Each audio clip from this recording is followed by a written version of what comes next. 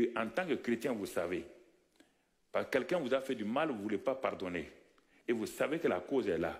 Et Dieu dit, quand vous êtes debout, faisant votre prière, pardonnez. Si vous ne pardonnez pas, il ne va pas vous pardonner. Vous dites, non, je ne peux pas pardonner. Dieu dit, ok, si tu ne pardonnes pas, je ne te pardonne pas. Et c'est toi qui souffres. Quand tu refuses de pardonner, Dieu dit que tu es dans une prison. Et quand tu es dans une prison, quelle prison? Et tu mets tous ceux à qui tu en veux là, dans ton cœur. Regarde ceux que tu ne pardonnes pas, comment ils te dominent. Quand tu les vois, quand tu les rencontres, tu changes, tu deviens hypocrite. Ça veut dire qu'ils sont en train de te dominer. Quand tu les rencontres, quelqu'un qui t'a fait du mal, tu ne peux pas pardonner, quand tu les rencontres, tu fais semblant comme si tu téléphones. Tu enlèves ton téléphone, tu fais... Donc, ça veut dire il est en train de te dominer. Il est en train de te dominer. Ça, ce n'est pas fini. Deuxièmement, Dieu dit dans Matthieu 18, si tu lis la fin, il dit tu es mis dans une prison et les bourreaux sont là. Tu viens de mettre cet homme-là, cet homme, je préfère vous parler cru, cet homme à qui tu en veux là, cette femme à qui tu en veux, tu le mets dans ton cœur. C'est pour quand tu vois, lui il rit, toi tu pleures. Cet ennemi qui t'a fait du mal là, tu as raison, hein? Pourtant tu as raison.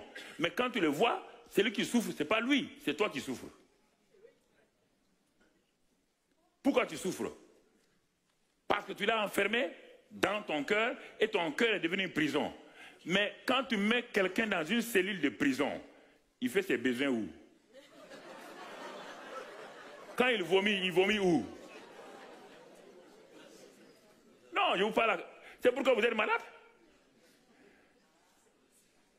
Tout ce qu'il a, toute sa nature là, c'est en vous. C'est en vous. Une femme est venue. Elle a vu ma femme. On était en Éthiopie. Elle avait un cancer au niveau du genou.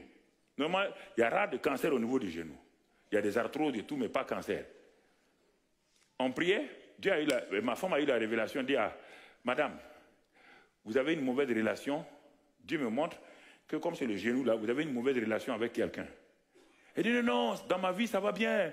Je n'en veux à personne. Ma femme dit, non, non, non. Dieu m'a montré le genou là, qui n'arrive pas à se plier, et il m'a montré une relation avec quelqu'un. Cette relation n'arrive pas à se plier, c'est raide. Elle a dit, non. Bon, ma femme dit, bon. Dieu m'a parlé, ben, si vous croyez que c'est faux, vous partez. Mais elle est partie. Elle est revenue 2 jours après. Maintenant, les douleurs se sont amplifiées. Ma femme a dit, mais ce que je vous ai dit là, c'est vrai. Vous avez une relation mauvaise avec quelqu'un de votre famille. Et là, elle s'est mise en colère. Elle dit, oui, ma petite soeur est cervelée là. Ma femme dit, ah bon, tu as vu. Ta mère de parler de ta petite soeur déjà montre que quelqu'un ne va pas. Et elle a explosé. Et ma femme dit, mais ce que Dieu m'a montré, ta relation avec ta petite soeur ne va pas. Et ça a créé des problèmes. Il dit, répands-toi. Elle s'est repentie. Quand elle s'est repentie, ma femme a prié. Instantanément, le cancer est parti. Elle est partie voir son médecin. Ils ont dit, tout est parti. J'ai expérimenté ça à Bercy. On a fait la grande conférence de la communauté des hommes d'affaires de plein évangile.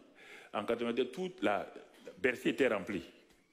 Quand je terminais mon témoignage, je ne suis pas docteur, je ne savais pas ça. Dieu me dit, j'ai terminé mon témoignage à Bercy, Dieu me dit, dire à ceux qui étaient là, que tous ceux qui ont des arthroses, des arthrites et des arthroses, je ne connaissais même pas bien ces mots-là, je suis élevé. Dieu m'a dit que ces maladies-là, qu'on pense, on ne sait pas d'où ça vient exactement, les gens parlent de tout, mais personne ne sait d'où ça vient en réalité. Mais Dieu m'a dit ces jours-là, c'est enregistré, c'est enregistré. Il m'a dit, c'est à cause de vos mauvaises relations avec vos frères et vos sœurs. Et j'ai dit, tenez-vous debout. Presque le tiers de la salle était debout. Des arthrites, les doigts gonflés, au niveau des coudes, des épaules et tout. Il dit, mais Dieu m'a dit que c'est à cause de vos mauvaises relations les uns avec les autres. Et j'ai dit, en particulier les femmes, beaucoup d'entre vous, c'est avec vos belles-mères. Dieu m'a dit, si vous pardonnez maintenant, il vous guérit. La plupart des femmes sont assises.